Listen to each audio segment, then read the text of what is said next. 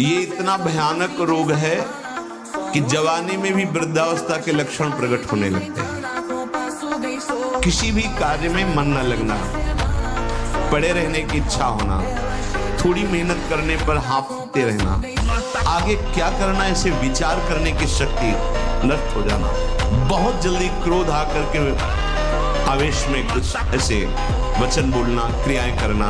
देखो ना, सुनने को मिलता, माता पिता को पीटा, ऐसा किया, वैसा।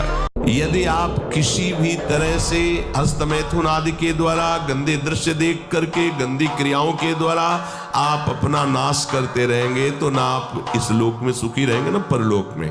मान लीजिएगा, ये बातें न तो कही जाती हैं और न सुनी जाती हैं और न समझी जाती हैं।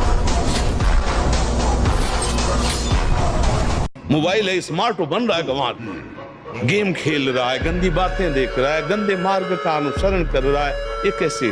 अरे एक गंदा दृश्य एक अच्छे सदाचारी को वैश्यागामी बना दिया, अजामिल को, और तुम रोज घंटों गंदा दृश्य देखोगे तो तुम्हारी दुर्दशा क्या हो जाएगी। और ये हमारे एक दो ने भारत में मतलब लाखों की संख्या में बच्चे इससे बर्बाद हो रहे हैं। छोटे छोटे बच्चे हैं, उनको मोबाइल चलाना आता है, सब गंदी बातें देखते हैं, गंदी क्रियाएं करते हैं, बिल्कुल शक्तिहीन होते, विचारहीन होते चले जा रहे हैं। फिर ऐसे नशा करते हैं, फिर माता पिता को त्रास देते हैं। एक हमने देखा था, पहलवान आए थे, हर जगह विजय प्राप्त करते थे, तो वहां उन्होंने चैलेंज कर दिया कि कोई भी लड़ ले। तो गांव का एक किसान आदमी जो संयम से रहता था, दंड बैठक मारता, तो बोले नाम नहीं सुना, 5 मिनट में तुम्हें पटकेंगे। जैसा उसने कहा था, 5 मिनट में ऐसे ऊपर उठा के बोरा की तरह धम्म से रख दिया। बाद में उसने एकांत में बुलाया उसको और कहा, ऐसा क्या? तो उसने कहा कि रोज मैं अपने व्यायाम को भगवान का भजन समझता हूँ और संयम से रहता हूँ। तुम्हारे शरीर को देख करके हम समझ गए थे कि तुम्हारा शरीर भोग प्रधान है। गरीब आदमी दंड बैठक मार के संयम से रह के पटक दिया उसको।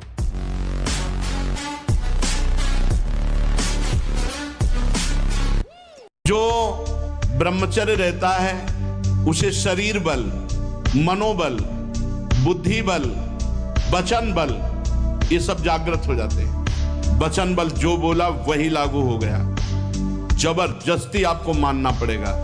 और मनोबल जो संकल्प किया अंदर, वही बाहर क्रिया प्रारंभ हो गई, वही दिखाई देने लगा। देह बल, रात दिन मेहनत करो फिर भी थकान नहीं। आप कुछ समय तक व्यवहार करके देखिए ब्रह्मचर्य का, फिर आपको खुद पता चलेगा कि कितना आनंद प्रदान करता है ब्रह्मचर्य।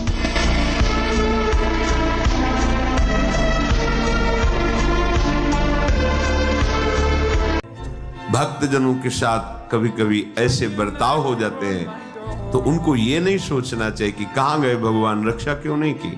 वो चाह रहे हैं तुम इतने सहनशील बनो, तुम इतने महान हृदय वाले बनो। तो हमें तो पीड़ा हो रही है और हम महान हृदय वाले बने, हमारा तो अपमान करा दिया। फिर तुम शरणागत किसके हुए? समर्पण तुम्हारा किसका हुआ? ये शरीर जड़ है, इसी में तदात्म होने के कारण दुख सुख का, जन्म मृत्यु का ये महान बंधन प्राप्त हुआ है। भगवान कृपा करके इसी तदात्म को मिटाते हैं। वो अभी अविद्या का प्रभाव, इसलिए बात समझ में नहीं आएगी। जब तक आप पापाचरण करेंगे तो बिना किसी भय के भी आपको भय लगता रहेगा। ध्यान रखना, हृदयों में देख लेना। अगर भय लग रहा है आपको, अव्यक्त भय, कहीं ऐसा न हो जाए, कहीं ऐसा, आपका मन मलिन है और आपने पापाचरण किए हैं, वो आपको भयभीत करते रहेंगे। जो भगवत शरणागत निर्मल हृदय वाला होता है उसके अंदर निर्भयता आती, निर्भय, निश्चिंत, निश्चोक। मोबाइल में गलत दृश्य देखने वाले कैसे संभल सकते हैं? जब मछली की क्रीड़ा देखकर एक महात्मा 50 रुपया करता है तो तुम मनुष्य की क्रीड़ा देखोगे सर्च करके, गंदी गंदी बातें देखोगे, इधर उधर की नाटक नौटंकी देखोगे, तुम भजन करोगे। ये बहुत बड़ी कलयुग की कुचाल है मोबाइल। अगर इससे काम ले पावे तो अपने बस जो महापुरुषों के वचन सुन लो या जो अत्यंत आवश्यक कार्य कर लो, नहीं तो स्विच ऑफ करके रख दो। अगर बार बार उसको देखना और किसका मैसेज और सब, तो फिर वो आकर्षण चित्त में ऐसा बैठेगा कि एकांत में गंदी बातें देखने लगोगे। मतलब अगर मोबाइल से सही प्रयोग ना हुआ तो मोबाइल ही काफी है साधक को भ्रष्ट करने के लिए, नष्ट करने के लिए। अगर आप शुद्ध ब्रह्मचर्य रहना चाहते, स्वप्न दोष से निपटना चाहते, तत्काल व्यायाम कीजिए।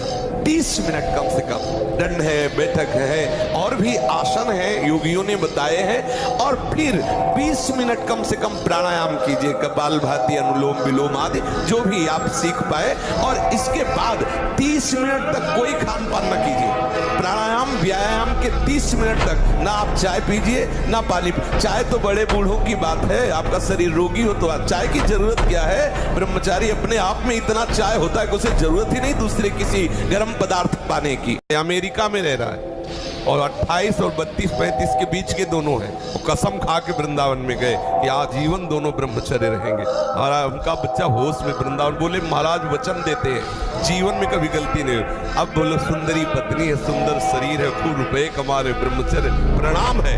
साधक होकर के भी गंदे आचरणों की वृत्ति बनी रहती, वो गृहस्थी होकर के भी संत की तरह रह रहे, प्रणाम है इससे सदगृहस्थ। यही भूल है कि ये कर सकते, हम नहीं कर। क्यों नहीं हम कर सकते?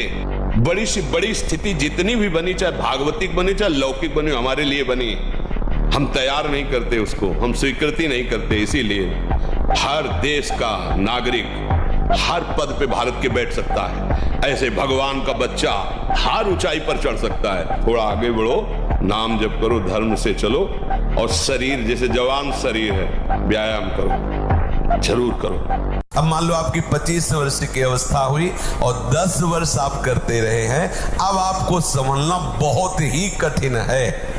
क्योंकि जो संभलने की अवस्था थी उसमें तो आपने नष्ट कर दिया, अब संभलना कठिन। लेकिन फिर भी संभलने का उपाय है, आयुर्वेदिक किसी अच्छे वैद्य से और धातु पुष्टता की औषधि ले, और व्यायाम, भोजन सुधार, संग सुधार, चिंतन सुधार, शास्त्रों का स्वाध्याय और नाम जप, यही हमारे हृदय में निश्चय है। इसी से सुधार हो सकता है। 3 ऐसी बातें हैं जिनमें मनुष्य को महासुख की अनुभूति जैसा लगता है। यदि हमें सुंदर स्त्री मिल जाए, पुरुष के अंदर रहता है, या सुंदर पुरुष मिल जाए, स्त्री के अंदर रहता है, या जैसा भी भाव, हम सुखी हो जाए। यदि हमें मनोवांछित धन मिल जाए तो हम सुखी हो जाए, हमारा बड़ा नाम हो जाए, प्रतिष्ठा हो जाए तो हम सुखी हो जाए। 3 बातें रखी गई हैं पूरी माया को छान करके, कंचन, कामिनी और कीर्ति। सिहार नहीं पैदा होते सिंहों के सिंह ही होते। हरिदास सिंह होता है, एक गर्जना में लाखों का कल्याण होता है। आस्याम्यास्थाय धैर्यम मम निज परमाभीष्ट सिद्धिर भवत्रे। हे हरि, कैसी भी परिस्थिति हो मेरे को कोई नहीं रोक सकता, क्योंकि मेरा धैर्य है, आपसे है। जैसी परिस्थिति देना चाहो दे दो। बहुत ध्यान से सुनो ना। अपने इंद्रिय मन को किसी भी उत्सव का निमित्त बनाकर, किसी आनंद में प्रफुल्लित होकर कभी किसी विषय को स्वीकार न कर। हर भोग माया का ऐसा दलदल है, जो इसमें एक बार चखने के लिए कूदा वो धंसता चला गया। जब कोई भगवान के मार्ग में चलता है तो ये 3 खाइयां होती जहाँ उसको माया गिराती है। पहली खाई है कंचन, वित्त, रुपया पैसा का संग्रह। फिर इसके बाद है कामिनी। कामिनी का तात्पर्य हर इंद्रिय संयोग से है और विशेषतर जनेंद्रिय के संयोग। फिर तीसरा है कीर्ति। इनमें ऐसे सुखों का आकर्षण ब्रह्मा जी ने रखा है कि ऐसा लगता है तो भगवान तो मिल ही जाएंगे, देख लेते हैं। ये घाटियां वही नहीं पार कर पाता जो भगवत प्राप्त महापुरुषों का आश्रय मिले।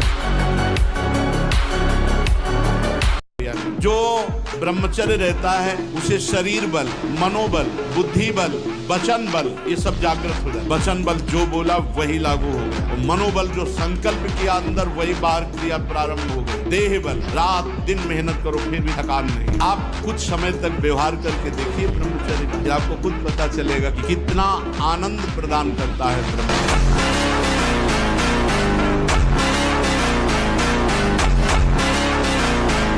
बुझलाओ बस उतने सुख मात्र के लिए। पूर्ण ब्रह्मचर्य की आवश्यकता है, जरा भी चूक नहीं, जैसा कह रहे वैसा।